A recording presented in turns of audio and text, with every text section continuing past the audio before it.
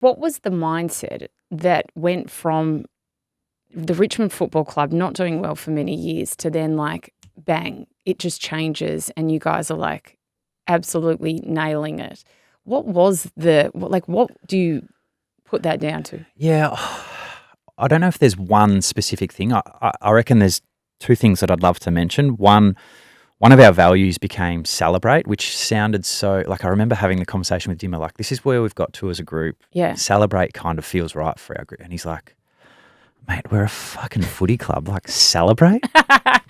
It just reminds me, like, celebrate good times. But then the more we spoke about it, we're like, well, we want to celebrate all the small, really hard actions to do. And we want to celebrate everyone for their differences. And the more we started to bring it to life, it was like, oh, wow. So that was one thing. And that encouraged this element of play and having fun. And, you know, it wasn't a job. It was the best place to come and do your work and have fun with each other.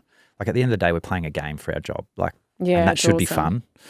And we should celebrate that. So that was one thing we shifted and adjusted, and the mindset that came with that was really powerful. And then I think the other thing from probably a coaching staff point of view, like Neil Baum came into our organisation or came back to our organisation, and I think where we had got to with coaches, players, you would pigeonhole guys and you would start to go, well, they can't do this or they can't do that.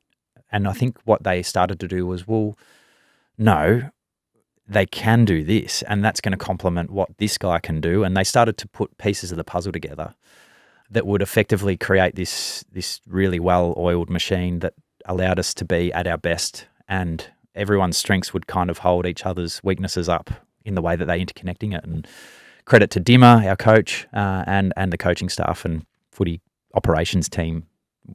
It was obviously a recipe for success. How was your relationship with Dimmer?